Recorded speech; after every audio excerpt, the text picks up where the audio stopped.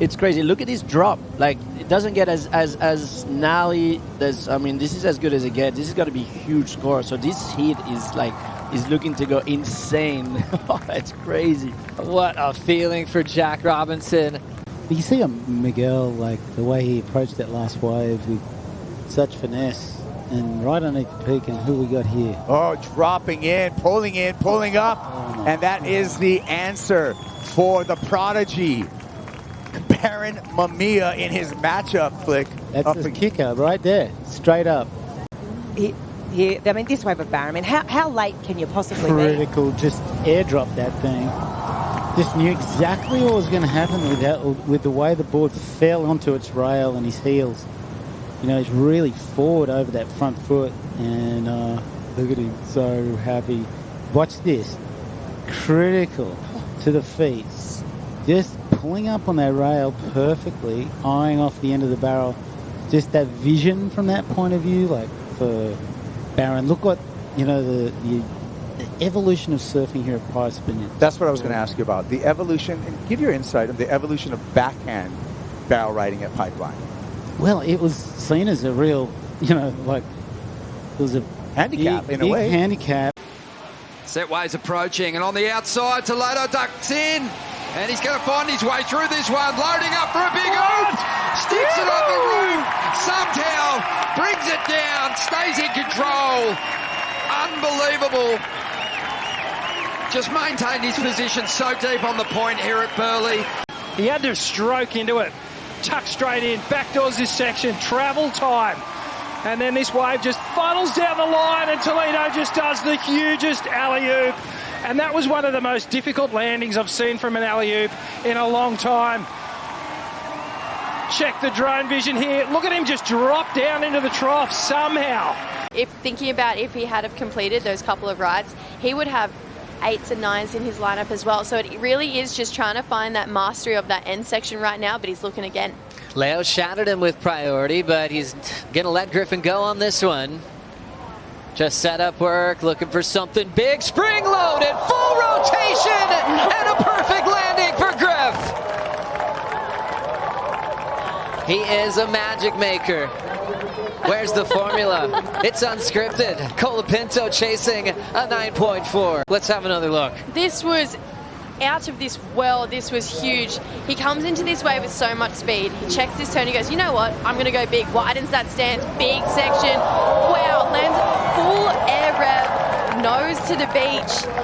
Just so much spin. Really just so much height here for Griffin. That was excellent, excellent surfing. Griffin Colapinto, he needed a 9.4 and gets himself a 10-point ride here. So Griffin just making magic happen, just like we were saying he does. He's found that flow state. Look at that air, just a full, complete rotation there for Griffin Colapinto. 10s across the board from all of our judges. That's what you call a perfect 10, when every single judge doesn't hesitate with that number. Vociferous on finals day, as you might expect from early on this morning. But hang on. Here goes Conor O'Leary, chasing down a 7.01. Decent looking wave from him. Let's see how he'll go here. He'll pull in and he'll grab the rail. And if he can come out, which he can, that is so technical to do that backhand at J-Bay, and a hammer of a hit for O'Leary. Check the bottom turn. No. Once again, absolutely smashes it. O'Leary, another with the drift. This is going to be a monster of a score for O'Leary. What's he got? One more. Come on. Talk about a comeback. What was that? Unreal. How good is competitive surfing? This wave here, I was a little nervous at the start because it was slopey. Looked like he maybe buried a little bit of rail coming through that first section, but then from that, he just really switched into gear. Technical backhand tube riding, fully covered, disappeared, and then came through this inside section and just unleashed kipes. Gonzo on the barrel, and then goes hammers right here on the hangers. And this one just oververt, and that's not enough. He wants more. He knows he's got to finish. Talk about high risk. Look at that finish. Oh my goodness, Conor O'Leary. He's going to turn the heat right there. just the hands on the head to think, what just happened? You know, I think he was confused on what just happened on that last wave as well. Incredible stuff from Conor O'Leary. I mean, this is just clutch surfing. I absolutely love this wave from start to finish. A massive moment in the context of finals day, a massive moment in Conor O'Leary's career, and a huge number in for him. It's a perfect number. It's a 10-point ride for Conor O'Leary. We'll just appreciate this again. It could only really be, I mean, it was goosebumps all around as we watched this go down. The commitment. Just the barrel, the disappearing, the leverage on that final turn. That little sandbag too, as we see Al. Junior, Al Cleland in a cave, and he comes out roaring. Second section for Al, and he comes out of that second section. Viva Mexico, there we go. Al Cleland Jr., give it up. We talked about the dark horse. He came out firing. Are you kidding me? That thing was insane for me. That was probably one of the best waves ridden today. Look at the emotion right now. Of course you're going to be feeling it. This was impeccable. So late, under the lip. Big cavern comes out of that. You think it's over? Oh, no, I'm committing to this last section. Oh. And then as late as you can possibly be, comes flying out. I mean, this was textbook. I mean, and also, this was a lesson in courage. Yeah. And having, you know... That second section exactly had no water. Exactly what Ross said. Cowboy mentality right here. Up under the lip. I just love that style of the straight leg up underneath the lip. It just looks so beautiful to watch. And then this section here, I mean, what are you doing? There's only a few people in the world that are going to actually commit to a thing like that. Oh, that was spectacular. It was so beautiful to watch. And I love it. You know what that's also going to do? That performance right there, historically, is he dropped that 4, and, you know, we crossed to Ross. He was in the channel, and he goes, you know what? I think that's what he needed just to build on his confidence. And once he made that one, as we see John out the back, big backdoor barrel. John in a cave comes through there, and the challenge is on. What an answer back from John Florence. That set the beach on fire, and we are going to have some big numbers between John Florence and Barron Mamiya. Let's take another look at this. This thing was an absolute cavern. I mean, he absolutely got coned on it. It was big, it was hollow, it was long, he had travel time. I mean, look, John... See, there's a little, he gets that deep hit, really beautiful pumping it. You have to get out of that thing, because you get that got a channel between backdoor and off the wall, and he reached it. Is this another 10? I wouldn't be surprised. Let's see what the judges have got to say. I mean, it's extraordinary timing. How often do you see John with this much emotion, right? Yeah, that's right. Rarely claims. That's exactly right. And for me, you can see here the travel time, the distance. He actually, from the drone angle, you could see he was on the foam ball for a second. The deeper you are, obviously, the more you're on that foam ball, the higher the score. That wave was thick. It had size to it. And just, look, instantly the emotion from John tells me, we'll wait on that point. Katie looks like she's going to take off here.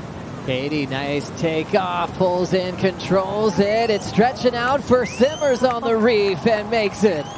Lays down the rail, aggressive, carved with the grab rail. How cool was that? Katie Simmers, wave number 2. Gets the lead back from Molly Picklum. Let's have a look here. She's just so late, straight up underneath. And then just the ability to be like, okay, this wave's going to... She had the late drop, super critical, and backs it up with that beautiful down carve, grabs the rail from the channel now.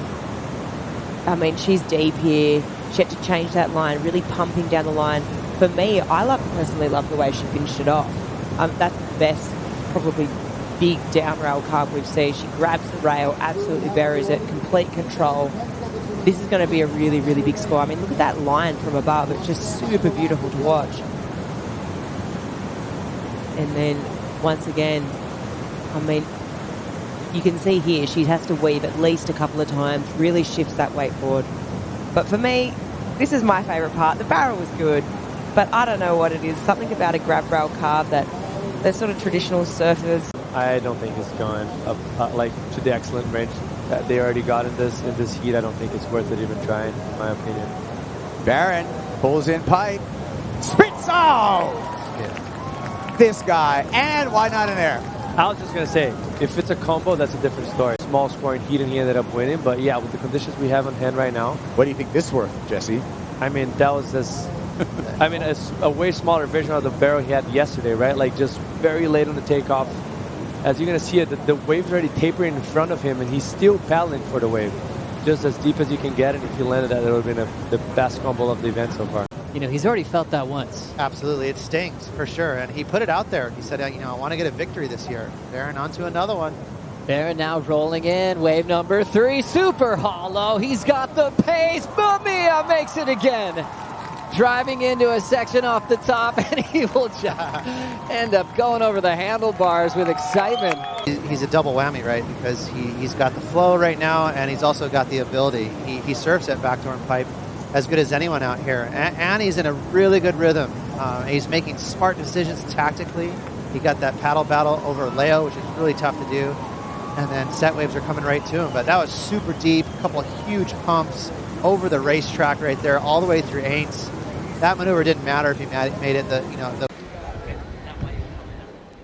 Gabriela Bryan taking it in from Richard Dog Marsh, her coach, a great human being, his dog, and still passionate about the sport of surfing at the highest level. Katie Simmers is going different on us here. Drawn out roundhouse cutback, and then combos it up with a big climb, just like she was at lower trestles. Now setting up this barrel, wide open pit, just like she was at Snapper Rocks. Comes out almost like a stand-up pit there and lays it down. Judges are going to love that creativity. Blowing the fins out. Oh my goodness. Releases that lean back into the barrel late. Simmers is out and now winding up for the end section. Beautiful snap there, and she'll just let go. One of the dreamiest rides we've seen in the last couple of days. Changing gears on her line. Waving in sets to his pony, Ethan Ewing. Have a look at this wall for Ewing, who responds with a bit more aggression after Connor drops an 8.67. Ethan knows he's within reach now, and he's putting it all on the line. Full release, total commitment, and great control riding out of that move. He just vaporized that wave. There was nothing left. No point in going to the shore break on it. I was about to say, didn't even bother. Didn't even bother with the inside. Wow, he eviscerated this wave. I mean, so much speed and precision going up into that lip. I mean, we spoke about this return combo from Connor. I feel like, you know, Ethan is upping the ante. That last turn was beyond belief. Where does the score go? Because it's definitely better than the 8.5. Oh, the water angle. This is great to be able to just see how the angle that Ethan's able to put the board on rail completely. Just getting the board out of the wave face. So the first turn was ferocious, just knifes it. So composed off the bottom, a big rail wrap for the second. Complete 360 wrap, back into the pocket. This third turn for me is unbelievable. The board completely disconnects, and the ability to just shove it straight back under his feet again. Re-engage. Here at Bells Beach in her career.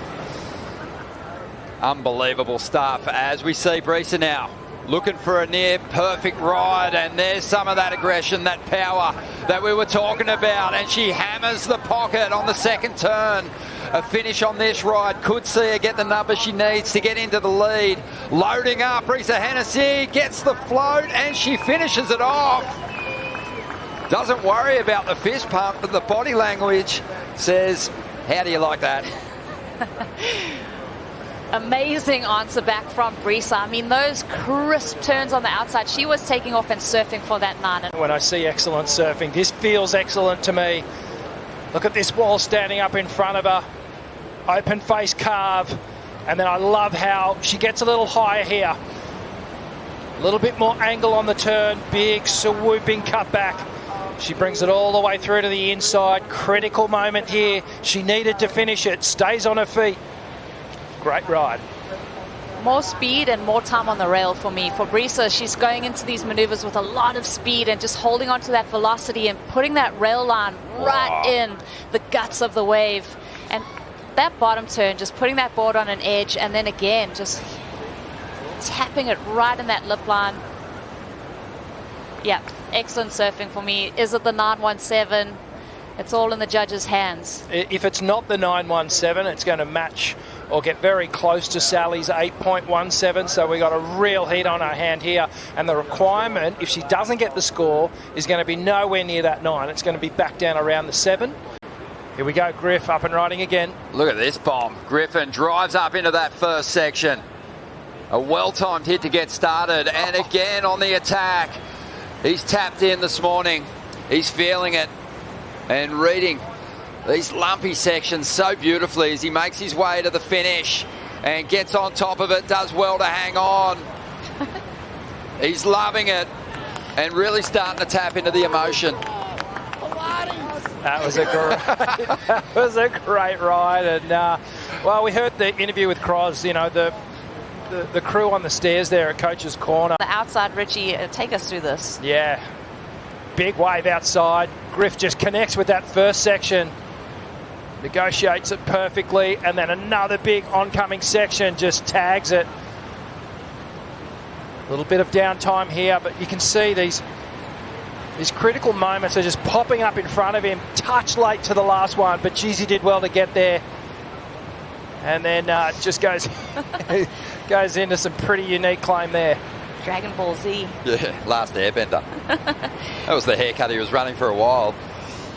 But Griffin Colapinto, you know, on his run through the contest last year, he was so smooth, he was so well paced, but it felt like he... Cruisy, really sure-footed as we see Erin.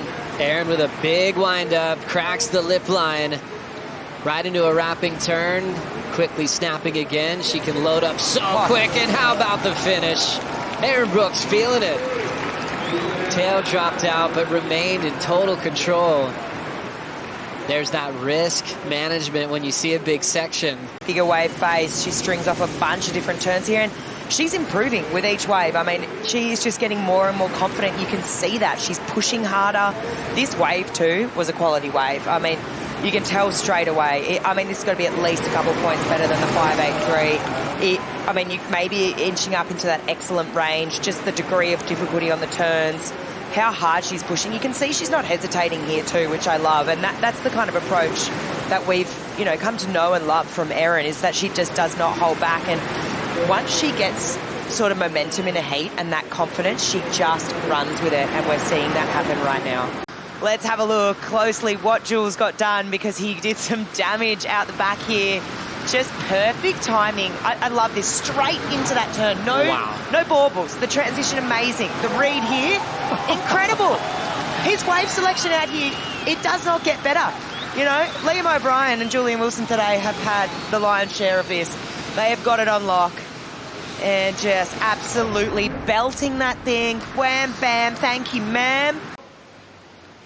Well, we had this one during the break. Erin Brooks exploding on the opening turn here, Rich. Oh, my goodness. Just this backhand attack starting to wind up here. She is really starting to get in sync with these waves of Burley Heads. Just tightening up the backhand attack. Whoa. We just have to remember that that guy is so good at surfing, and definitely the home for JS Surfboards. Jordy Smith locking into a big wall. Second wave, and he lays down a searing cutback. Perfect flow off the bottom. Drills it off the top again. Third maneuver, he attacks the section again. Doesn't have to go early. He's attacking on both finishes, and when claims come out this early, it's a big sign for Jordy that he is in his happy place. Feeling the rhythm, how much he loves pro surfing, and he's just provided a healthy backup, or a healthy score to go with the 7.83. A number with an 8 in front of it at least. Look at this wall as it stands up in front of Jordy. He attacks a beautiful carving hook under the lip, straight up into another big layback hack, and then just gets caught on his toe side rail, but manages to get the final finishing turn. And as we see the water angle here, this will give you a real indication of the height of this wave and the intensity of these turns. Jordy just being able to hold that rail line just a little bit longer. And when we talk about power surfers, this guy is right up at the top of the list. Does so well to negotiate that final finishing turn. Love the slow-mo action here. That back arm just really angling through the turn there, brings it across the shoulders. That helps that momentum and speed, holds the power right in the center spot of the board, and then here throws the back arm down behind him. Acts as a little sort of pivot point, cuts that turn short, and then right here he was just hanging on that inside rail, trying to get up because he needed to get up there early. We know that there's consequences when you hit this final section late. It doesn't end well. But Jordy, masterful in his attack on that wave. Jordy Smith fired up, throwing the claims there for good reason. Inside section is hard to pull off those maneuvers as you run out of water, but Gabby Bryan's on the next one. Big power blow. In transition, belts it again. And the surfer from the island of Kauai making no mistakes. Flexing that power game, being the strongest surfer on tour. There for Katie Simmers, and then Gabby. Wow, this is just traditional power surfing here from Gabby Bryan. Lays into it twice there, comes around, gets a big third turn, and she takes, you know, just one more, just for good measure, but excellent scores to start off this heat for Gabriela Bryan. Just huge power surfing, put everything on the line. She saved the best till last here on the final. Look at this turn. Fins out the back, pushes so hard off that back foot, and just transitions straight away into this next one. That fin completely out, shows a perfect bottom turn. Again, look at the water flying off the back of her turns. She has to be the strongest girl on tour by far. Gabby Bryan starting off with excellent scores here. That was unbelievable. Smashing sections. The boys have a big task in front of them because that was an amazing surfing from both of the surfers. It was beautiful to watch. Oh! Heat's already on. Yago Dora comes flying into screen as they've already counted in the men's final. And Dora sticking to the plan of the lowers left and starting off with a bang. Now world number 2, knowing he wanted to start big against the regular foot Kanoa Garashi, who's right behind him on the rankings at world number 3. Like if you see him just eyeing it down that section, make sure he delays himself to be in the most critical part. Landing backwards in such a bowly pocket, like there's so much air under the board. It's a disaster. It should be a disaster, but he somehow pulled it off and finished it off the wave as smooth as it gets. Beautiful from Yago. And when you're thinking about what the judges are asking for, I mean, this is a functional degree of difficulty, like off the charts. Like no one is doing this. Like no grab, just lofting it into that windy section. That nose just regathers itself right there. Those feet shift. He shifts it back onto the tail pad and gets ready to wind up this next turn. That was gigantic. And to do it on the very first section, of course, Yago Dora would go for that to start off with an absolute bang. Here's Houshie though, Joe. 6'3", 225, connects with the lip. Number 91 blows the back out. Ooh. And now into his third move. It's another solid snap to slide. He wants to get the crowd behind him. Oh, man. That was a big blow for Cole Houshmand. 3 big targets. Riding the other F1, which was with the Brazilian EPS epoxy. This is just incredible. You talk about timing, Jesse. That second one was monumental. Are you kidding me? That, like the amount of water displayed and how much control he had over the tail and the fins of the board in the last 2 turns. You can see it here going, eyeing it down that second section, which is the money part of the wave, pushing that back foot. So gnarly, and you can see it once again getting that fins out the back. I mean, this looks excellent for me. Just look at how critical every single time this turn is when he goes up into the lip, Joe. I mean, timing, power, and of course precision. But another thing to really notice on this wave here, especially on the second turn, there's a lot of froth on that face. So to be able to control your board and fins coming out of that turn is extremely difficult. Just he creates time for himself, right? Doesn't he? He like could kind of stand up and wait, you know? It's like he's controlling the rhythm. And all of a sudden the heat starts and they try doing backflips in 10-foot airs. You know, your brain can almost explode as we look at Jordy Smith. One of the best ever to ride this wave. Starts off with the climb, trying to find that beautiful tempo, big arc, engaging the rail. Hits it off the lip. Nice, easy pace to follow from the big man, and he'll line up this nice carve back into the pocket. Drives into another classic little carving section, and thinking about a big rooftop float, covering so much ground, beating that section. Snaps off the lip line, winds up again, and a huge response. World number one flexing to this local crowd. Watch him perform like this, it's a special moment. Against the next generation as well. And like I mentioned, a 7.83, it's not enough. And the pace that he carries through this wave is so smart. He starts it off kind of slower, makes sure he doesn't overcooks it. And I really like that turn right there. After he finished it, he looks over to the bottom of the wave to make sure all that noise and that whitewash from the previous wave tracking didn't bother him. So just knows how in tune and how present in that moment he is. Massive floater right here. Looked like the wave was going to finish, but somehow just makes it around. And I got to say, he's going to get something close to the best wave that we had so far today. That was Yago Dora's. Like, the damage he's done on that wave was incredible. Just has so much time, doesn't he, Rosie? And I think with J-Bay, it's not just the maneuvers that you're doing, it's what you're doing in between those moves. And there's no kind of tic-tac-toe for him. It's all just seamless, just a well-sequenced wave, choreographed. It's such a good point. It's that it's easy to look lost on this wave or look like you're not sure where you should be going. Jordy never looks like that. Let's see if he goes for a wave very soon. Jordy Smith starting to paddle, and he knows he's got to be great on this one. Grabs the rail, has to readjust, pulls up and under, comes out after the spin. Oh, there was a fair bit of turbulence in there as he was coming out with that spin. That was pretty cool.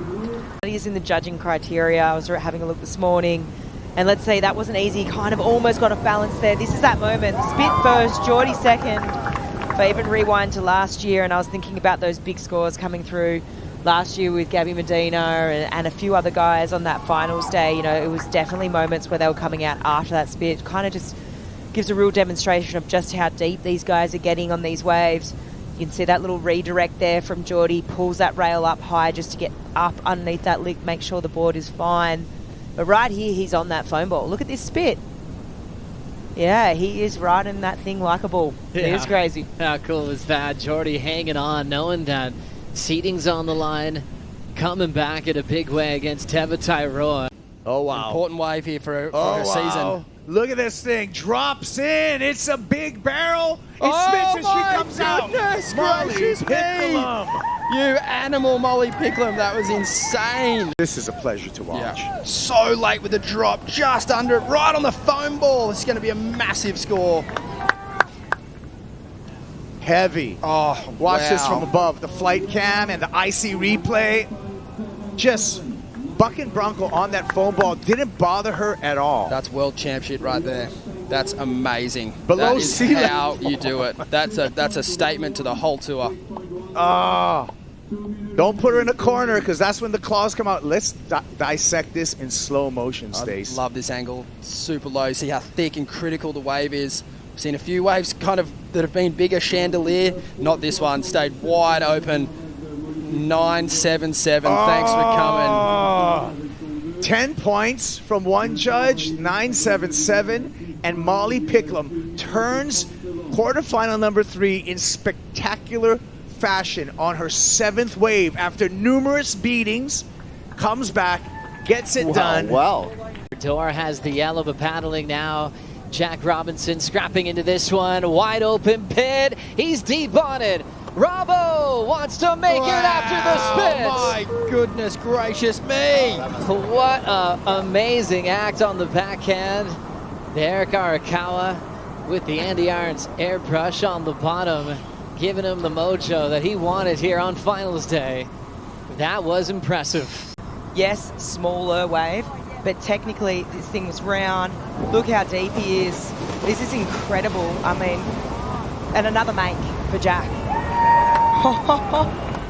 What's your take, Wowee. It's all in the positioning, like just expert positioning on the reef. Griff had the inside the whole time. He was being pretty staunch, wasn't giving it up, but Jack just kept on kind of pushing him back up and then coming back in. Then a set came and then they flagged it, and then he's ended up underneath him here, which is just goes to show how much he knows this wave. And look at how beautiful that tube was, and a massive spit. It's just his wave selection is uncanny, and then Griff behind. We'll catch up with that in a minute, but yeah, this angle looks amazing. Oh, just wave selection too. I mean, you said positioning from the takeoff just to get the depth, but really to have the awareness that this thing, yeah, a little bit smaller, but this is going to be perfectly cylindrical on the reef. It's going to give me that exit. I mean, the speed you're not really in control of.